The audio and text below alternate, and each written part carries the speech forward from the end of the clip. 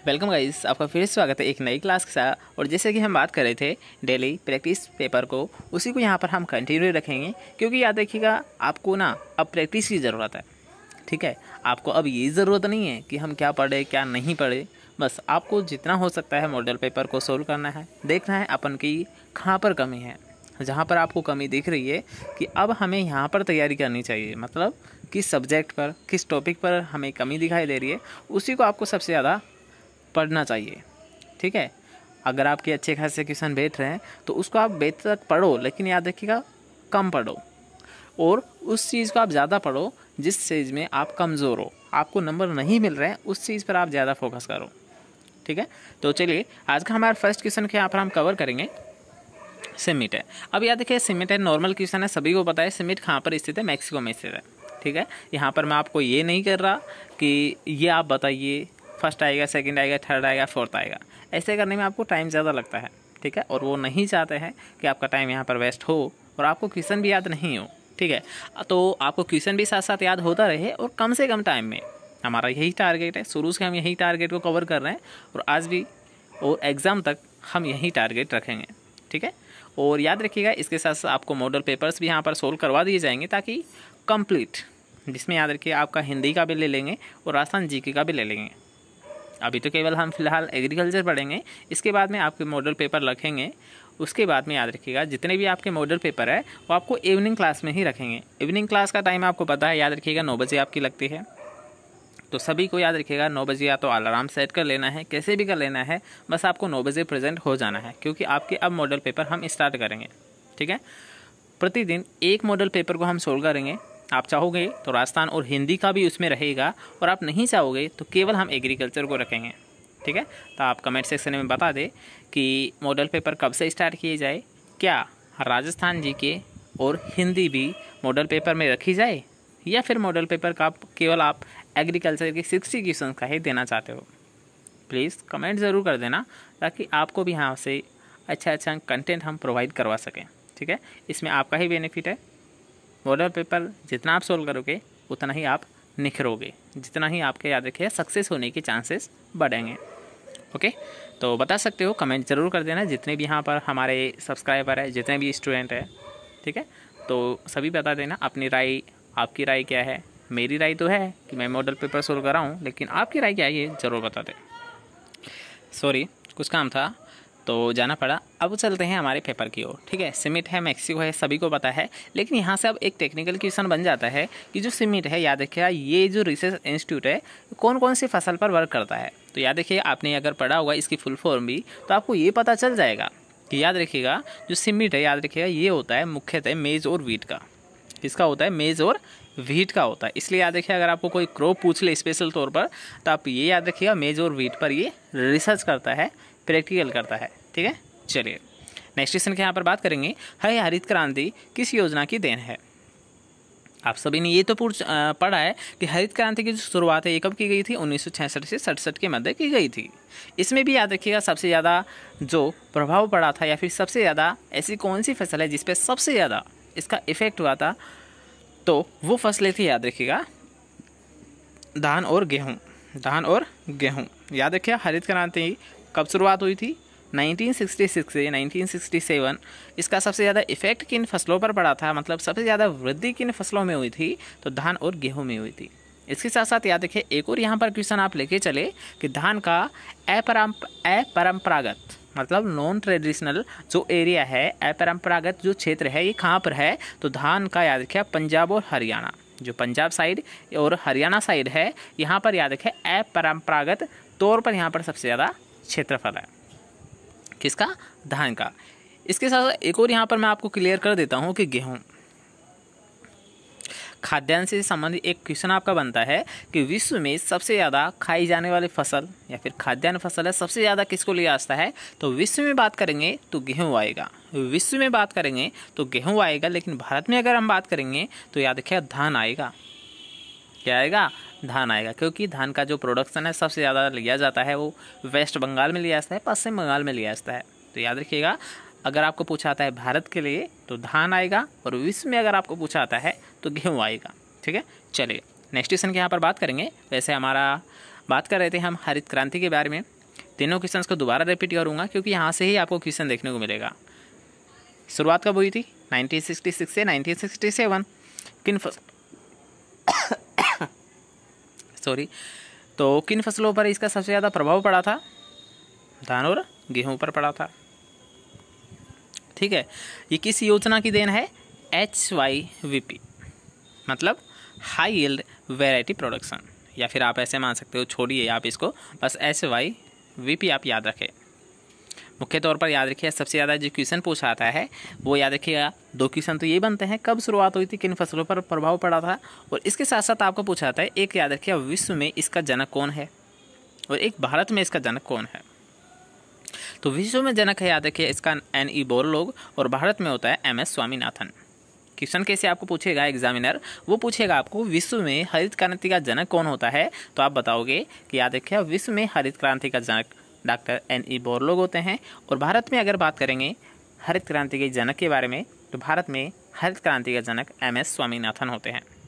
ठीक है, याद रहेगा। चलिए नेक्स्ट क्वेश्चन के यहाँ पर बात करेंगे कि विश्व खाद्य दिवस कब मनाया जाता है। अब यहाँ पर आपके 3 क्वेश्चन में एक साथ कवर करूँगा, तो याद रखिएगा 16 मतलब सबसे पहले हम क्या बात करेंगे, हम बात करेंगे सबसे पहले 16 जुलाई की, उसके बाद में आती है सितंबर, उसके बाद में आती है अक्टूबर। ठीक है, तीनों को एक साथ याद रखना है। कैसे याद रखोगे? जुलाई, अगस्त को जोड़ देना है, सितंबर, अक्टूबर। वैसे तो आपको डायरेक्ट डेट से याद रहेगा। 16 जुलाई को क्या मनाया जाता है? ICR दिवस मनाया जाता है। क्या मनाया जाता है? ICR दिवस 16 जुलाई को मनाया जाता है। 16 सितंबर को क्या मनाया जाता है? ओजोन दिवस। क्या मनाया जाता है? ओजोन दिवस। ओजोन परत तो जानते हो ना, जो हमें सूर्य की पराबैंगनी किरणों से बचाती है, वही होती है ओजोन परत। तो ओजोन दिवस कब मनाया जाता है? 16 सितंबर को मनाया जाता है। और अगर मैं बात करता हूँ, याद रखिए 16 अक्टूबर, तो भाई 16 अक्टूबर है यहाँ पर। ठीक है, तो विश्व खाद्य दिवस मनाया जाता है। विश्व खाद्य दिवस कब मनाया जाता है? 16 अक्टूबर को मनाया जाता है। मेरे साथ एक बार रिपीट कीजिए कि 16 जुलाई को ICR दिवस मनाया जाता है, 16 सितंबर को ओजोन दिवस मनाया जाता है, 16 अक्टूबर को विश्व खाद्य दिवस मनाया जाता है। इसके साथ साथ याद रखिएगा, ये भी एक पॉपुलर क्वेश्चन है, ये भी आपको एग्जामिनर पूछ सकता है कि विश्व पर्यावरण दिवस कब मनाया जाता है। तो विश्व पर्यावरण दिवस याद रखिएगा 5 जून को मनाया जाता है। विश्व पर्यावरण दिवस कब मनाया जाता है? 5 जून को मनाया जाता है। किसान दिवस है, एग्रीकल्चर का काफ़ी फेमस क्वेश्चन है कि किसान दिवस कब मनाया जाता है? तो 23 दिसंबर को मनाया जाता है। 23 दिसंबर को मनाया जाता है। इसके साथ साथ आप याद रखिएगा कि जो 23 है, इससे पहले क्या आती है? 22 आती है। तो 22 दिसंबर को याद रखिएगा सबसे छोटा दिन होता है। बाई चांस एक नॉर्मल तरीके से याद रखिएगा कि 23 दिसंबर को तो किसान दिवस मनाया जाता है, लेकिन जो 22 दिसंबर है ना, 22 दिसंबर को सबसे छोटा दिन होता है। मतलब रात लंबी होती है और छोटा दिन होता है। याद रखेंगे, एक से क्वेश्चन याद रखें, दूसरा क्वेश्चन याद रखने की कोशिश करना। ऐसे आपके ज़्यादा से ज़्यादा क्वेश्चन का अगर कवर होते हैं ना, तो वही आपके आगे भी इन फ्यूचर आपके काम आता है, जो कि एग्ज़ाम में भी काफ़ी बेनिफिट आपको देता है। ठीक है, तो क्वेश्चंस को आप एक तरीके से याद किया करो। कैसे करोगे? एक क्वेश्चन है, उससे कौन कौन से क्वेश्चंस आपके बन रहे हैं, आपके माइंड में कौन कौन सा क्वेश्चन उनको देख के आ रहा है, उनको एक जगह आप लिख ले, एक जगह उनको नोट डाउन कर ले। इससे आपके याद रखिए प्रैक्टिस भी ज़्यादा होगी और क्वेश्चंस भी आपको ज़्यादा अच्छे से याद हो जाएगा। ओके, चलिए नेक्स्ट क्वेश्चन की यहाँ पर बात करेंगे, जिसमें आपको पूछा गया कि एस नागार्जुन से संबंधित या फिर एस नागार्जुन ने किस पर कार्य किया था। तो याद रखिए एस नागार्जुन है, ये कौन थे? सुपर व्हीट, सुपर जो गेहूं है, इस पर रिसर्च किसने किया था? वो एस नागार्जुन ही तो था, जिसने सुपर व्हीट को जनरेट किया था। मतलब सुपर व्हीट की जो परिकल्पना दी थी, जो कॉन्सेप्ट दिया था, ये किसके द्वारा दिया गया था? एस नागार्जुन के द्वारा ही तो दिया गया था। कुछ याद आया? सुपर व्हीट की जो परिकल्पना थी, जो कॉन्सेप्ट था, ये एस नागार्जुन के द्वारा ही दिया गया था। ओके, चलिए नेक्स्ट क्वेश्चन के यहाँ पर बात करेंगे, पीली क्रांति किससे संबंधित है? नॉर्मल क्वेश्चन है, शुरू से आप पढ़ते आ रहे होंगे जब भी आपने एग्रीकल्चर ली है। तिलहन उत्पादन से संबंधित है। ओके, दलहन से संबंधित एक क्वेश्चन में मोस्ट पॉपुलर है कि IIPR कहाँ पर स्थित है। आई को छूट जाना, बस आपको यहाँ पर ध्यान रखना है कि पी, तो पी का मतलब यहाँ पर होता है दलहन, पल्सेज मतलब दलहन।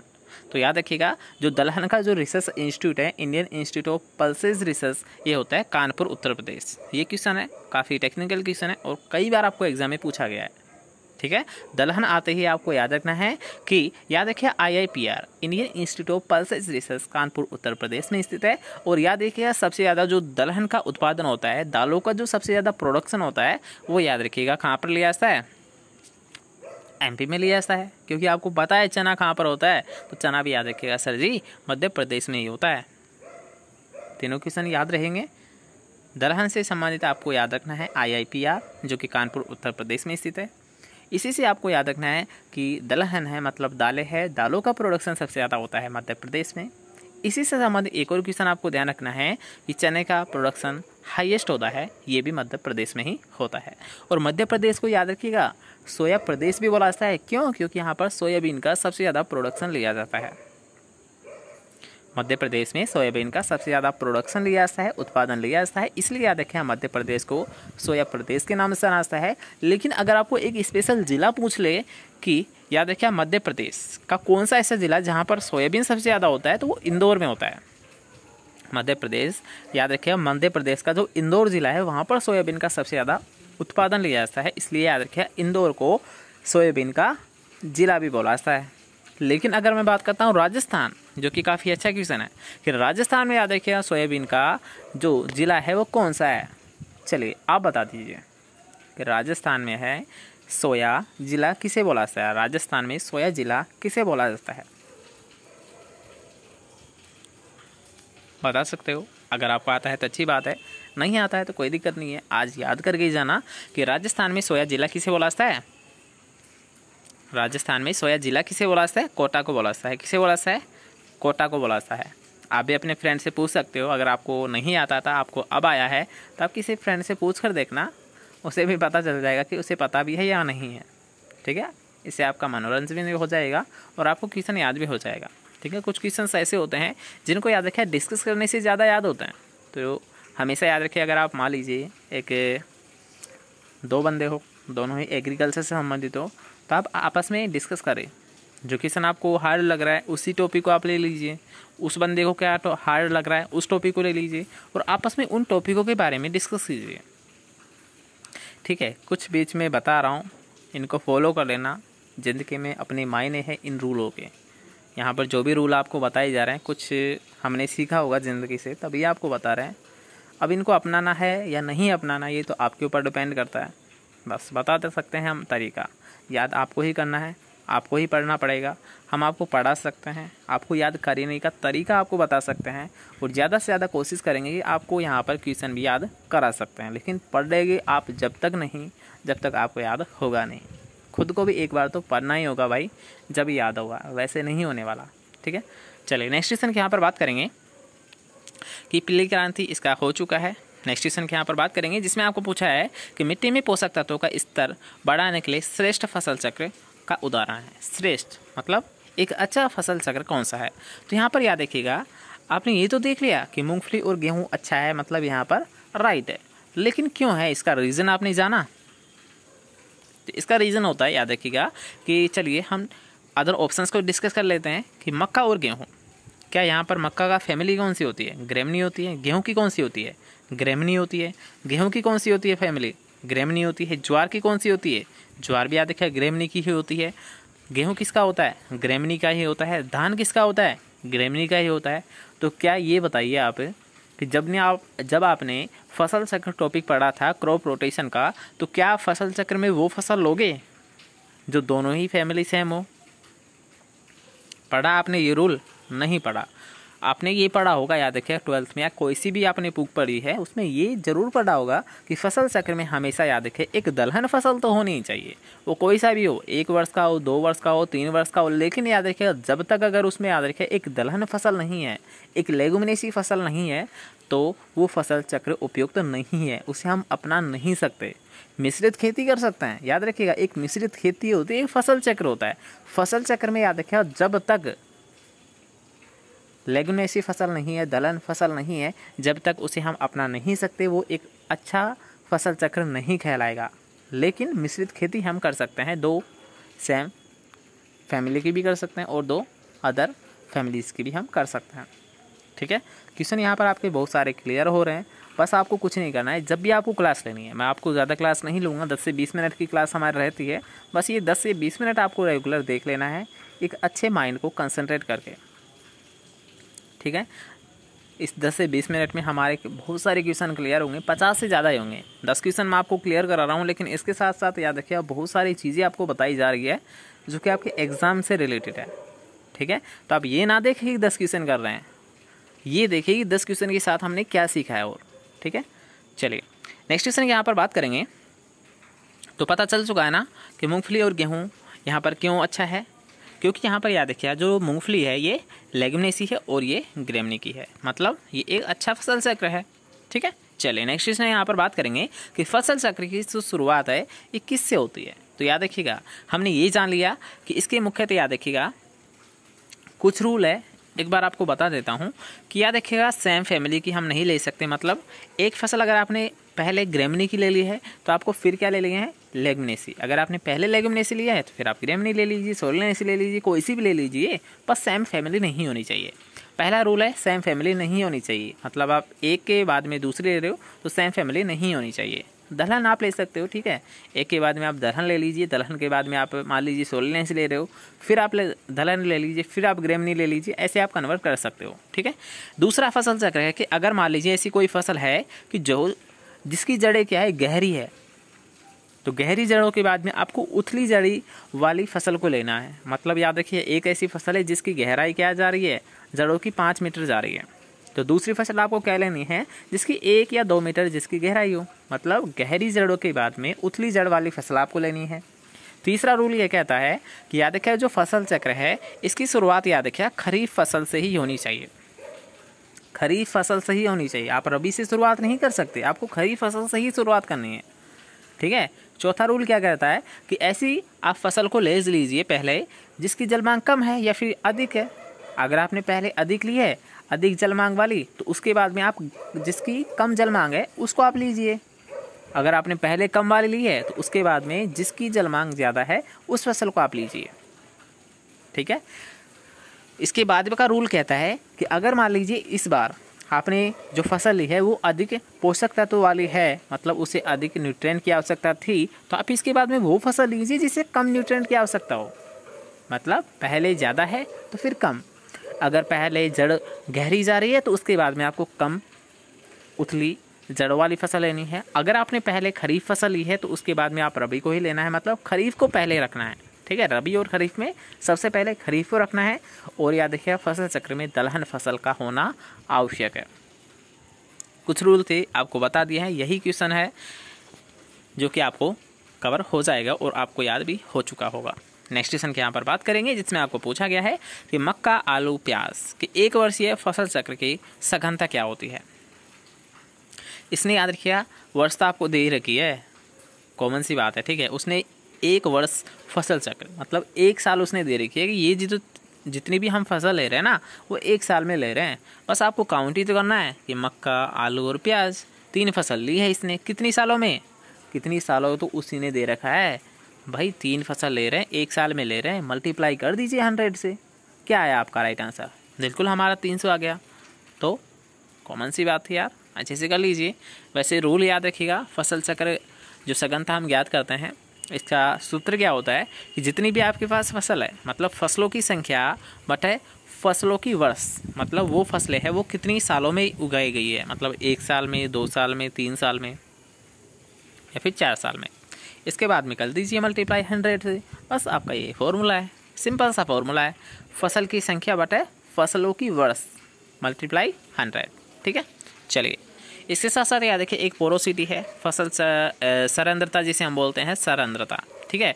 तो पोरोसिटी का फॉर्मूला ये भी याद रखिएगा क्या होता है, 100 माइनस BD बटा PD मल्टीप्लाई 100।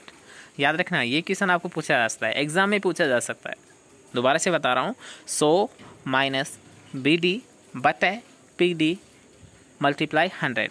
BD का मतलब है बुल्क डेंसिटी, PD का मतलब है particle density. 100 minus bulk density बटे पार्टिकल डेंसिटी मल्टीप्लाई 100 करोगे तब आपको क्या प्राप्त होगा, सैरंध्रता मतलब पोरोसिटी आपको प्राप्त हो जाएगी। याद रखिएगा, काफ़ी एग्जाम की दृष्टि से काफ़ी इंपॉर्टेंट है। नेक्स्ट क्वेश्चन के यहाँ पर बात करेंगे कि रिले फसल की चक्र सघनता क्या होती है। अब ये क्वेश्चन याद रखिएगा, काफ़ी अच्छा क्वेश्चन है और काफ़ी याद रखिएगा, एक माइंड को थोड़ा सा डाइवर्ट करने वाला क्वेश्चन है। अब आपको यहाँ पर ना तो फसल दी है ना ही उसने वर्ष दी है, उसने डायरेक्ट ये पूछ लिया कि रिले फसल की चक्र सघनता कितनी होती है, बताइए। अगर आपको याद रखिएगा, यहाँ पर थोड़ा सा दिमाग लगाने की ज़रूरत है कि रिले फसल किसे कहते हैं। डेफिनेशन आपको पता है, डेफिनेशन आपको पता है रिले फसल किसे कहते हैं। रिले को याद रखें, हिंदी में बोलते हैं अविराम खेती। रिले को हिंदी में बोलते हैं अविराम खेती।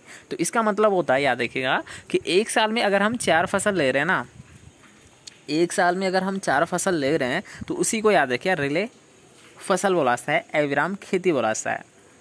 दूसरी डेफिनेशन की अगर मैं बात करता हूँ, एक डेफिनेशन हो गई है कि एक साल में अगर हम 4 फसलें ले रहे हैं तो उसे हम बोलते हैं रिले फसल।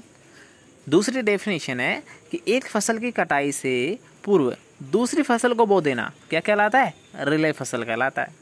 दोनों डेफिनेशन याद रखना, एक साल में 4 फसलें लेना रिले फसल कहलाता है, या फिर एक फसल की कटाई से पहले दूसरी फसल की बुआई करना भी रिले फसल ही कहलाता है। ठीक है, क्वेश्चन आपका यहाँ पर क्लियर होता है कि एक साल में 4 फसलें लेना क्या कहलाता है, रिले फसल कहलाता है। तो हमारा सूत्र क्या था कि फसलों की संख्या बटा वर्ष मल्टीप्लाई कर दीजिए 100। तो इसमें बता तो रखा है कि एक साल में हम 4 फसलें ले रहे हैं, तो 4 फसलें बटा कितनी साल है, एक साल में ले रहे हैं। तो हमारा जो आंसर है ये आ चुका है, कितनी है, फसल चक्र सघनता 400 है। ठीक है, अब नेक्स्ट क्वेश्चन भी याद रखिए, इसी से संबंधित है, थोड़ा सा माइंड लगाना है कि मोनोक्रॉपिंग किसे कहते हैं। डेफिनेशन पता है, मोनोक्रॉपिंग एक साल में केवल एक ही फसल को लेना ही मोनोक्रॉपिंग कहलाता है। तो कॉमन क्वेश्चन है यार, आसानी से बता दीजिए फसल चक्र सघनता कितनी होती है। तो एक साल है, एक फसल है, मल्टीप्लाई कर दीजिए 100 से, क्या है आपका 100, क्या है आपका राइट आंसर 100%। ठीक है, तो आई थिंक आपको सारे क्वेश्चन हैं, सारे डाउट हैं क्लियर हो गए होंगे। और जितने भी क्वेश्चन थे ना, जितने भी ज़्यादा आपको एक्स्ट्रा बन सकते थे, जहाँ से आपको एग्जाम में क्वेश्चन पूछता था, वो सारे आपको यहाँ पर समझा दिए गए हैं। अगर आपको क्लासेस पसंद आ रही है तो यार वीडियो को लाइक कर देना, जिससे कि दूसरे यहाँ पर स्टूडेंट देख के आए ना, मतलब जब भी इस क्लास को ले तो उनको ये पता चल जाए कि लाइक ज़्यादा है या फिर डिसलाइक। ठीक है, क्योंकि कुछ स्टूडेंट है जो कि लाइक और डिसलाइक के बतौर ही वीडियो को देखते हैं, ये नहीं देखते कि उसमें कंटेंट क्या है, बल्कि ये देखते हैं कि उस पर सब्सक्राइबर कितने हैं, इस पर लाइक व्यू कितने हैं, वो देखते हैं। तो ऐसे बच्चे हैं, उनको बस आप लाइक कर दिया करो। अगर आपको वीडियोस पसंद आती है तो लाइक कर दिया करो, बार बार तो मैं बोलूँगा नहीं। ठीक है, बस आपको ये समझना है, अगर आपको कोई वीडियो अच्छी लगती है तो उसे लाइक कर दिया करो, अगर नहीं अच्छी लगती तो बिल्कुल आप डिसलाइक कर सकते हो। दोनों ऑप्शन आपके सामने है, कुछ भी आपको करना है। ठीक है, बस यहाँ पर ध्यान रखना है, अगर आपने चैनल को सब्सक्राइब अभी तक नहीं किया है, क्लासेस आपको पसंद आ रही है तो चैनल को सब्सक्राइब कर लेना और पास का बेल आइकन को ज़रूर दबा देना। कुछ स्टूडेंट बार बार कमेंट करते हैं कि सर जी हमारे पास नोटिफिकेशन नहीं आ रहा है, तो उनके लिए याद रखिएगा, आप सबसे पहले इस चैनल को सब्सक्राइब कीजिए, पास के बेल आइकन को दबा दीजिए, आपके पास नोटिफिकेशन पहुंच जाएगा। ठीक है, मिलते हैं कल की क्लास में, अच्छे से पढ़िए, अच्छे से रहिए, bye bye, good night, take care.